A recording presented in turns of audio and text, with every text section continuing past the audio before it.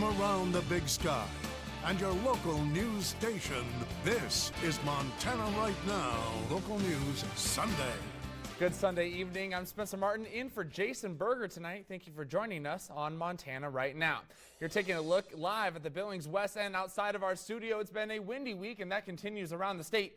So if you're traveling, please drive carefully. For more on that wind, let's hand things off to meteorologist Mark Haka for a look at what the weather has in store for us. Mark? Well, good Sunday evening, everyone. A high wind event today and this evening across a good part of central and eastern Montana to the east of the Continental Divide. A little bit earlier, this is what it looked like in the White Sulphur Springs area. Breezy there, but stronger winds to the north. Now, we do have a high wind warning until midnight tonight for areas east of the divide from Great Falls, Lewistown, and Jordan up into the Canadian border area there around Havre and Cutbank, and a wind advisory for northeast Montana. We're going to have gusts in excess of 50 miles per hour and up to 100 miles per hour along the Rocky Mountain front. That would be from Browning to Choteau and Hart Butte. And Fort Peck Lake under a wind advisory until 3 a.m. Winds up to about 50 miles per hour there. Right now, sustained winds around 40 miles per hour in Great Falls and Cutbank, and 49 mile per hour gusts the past hour in Great Falls, 59 miles per hour in Cutbank. In Billings, dry and mild this evening. Temperatures falling slowly through the 50s. Great Falls, upper 50s, falling to 56 at 9. And finally, Missoula, you're going to be 49 at 7, falling only to the mid 40s. So a very mild night tonight. However, there are changes on the horizon. I'll have more on that. On the crime tracker tonight, the Laurel Police Department is asking for the public's help in identifying these thieves who stole nearly $5,000 worth of items at Ace Hardware. The suspects and their car were seen on camera in a fenced-off area around 9 p.m. on Thursday and Friday. They left in this white Dodge Journey without a front license plate. If you have any information about the theft or the location of the suspects, you are asked to call the Laurel Police Department at the number on your screen. Containing the coronavirus. In the Billings West End this afternoon, hundreds of people gathered to protest COVID vaccine mandates. Montana Right Now's Ben Malakoff joins us now from King Avenue West and 24th Street, where the event took place. Ben, what were the people saying out there today?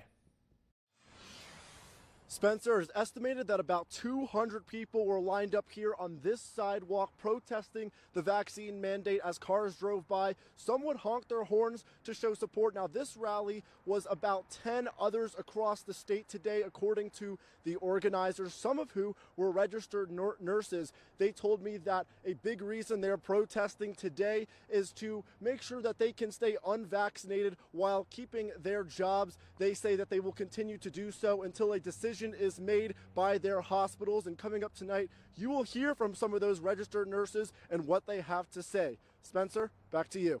Thank you, Ben. And we're learning more tonight about the new COVID variant Omicron. Health officials are concerned with its characteristics, and the World Health Organization is now calling it a variant of concern.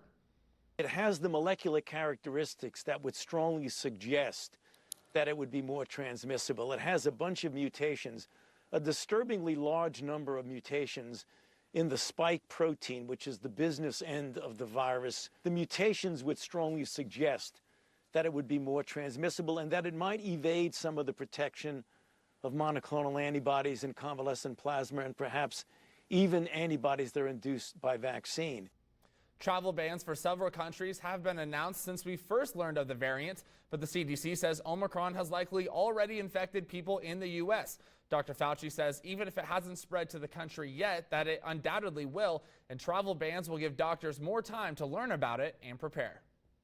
What you can do is you can delay it enough to get us better prepared, and that's the thing that people need to understand. And by time biding, you learn more about the virus, you learn what its relationship is to the antibodies induced by vaccines, and above all, you use this time to really put your pedal to the floor and get people vaccinated and get people boosted. While we don't know how this new variant will interact with antibodies from a COVID vaccine, experts still say getting vaccinated is the best step you can take to protect yourself from the coronavirus. Well, every day this month, we are sharing what we know about a missing person in Montana. By doing this, we hope to bring awareness to their cases and the ongoing missing and murdered Indigenous persons crisis in our state. Tonight, we're sharing what we know about missing person Randolph Plentyhawk. Randolph is 58 years old and went missing in mid-July of this year. He has black hair and brown eyes. He is 6'3" and 180 pounds. If you've seen Randolph or have any information about his case, you're asked to call the Bighorn County Sheriff's Office. That phone number is up on your screen right now. Right now. Supply shortages have continued across the nation, and this holiday season, that problem includes small local Christmas tree vendors. Dennis Dahlke is the co-founder of D&D Trees and has sold Christmas trees for 3 decades in the Billings area. He says his business was able to prepare for the shortage early by coordinating with their suppliers and making a trip to Wisconsin for their inventory. Still, Dahlke believes the shortage of Christmas trees is only the beginning and will impact for years to come. The shortage is out there. It's only going to get worse in a few years, in the upcoming years, because people are just overcutting to meet the orders this year. They're cutting into next year's trees. So the shortage is going to be with us for a while. Dahlke says the fires and droughts have also played a big role in the shortage, and he believes it may take 5 to 8 years before supply is full again.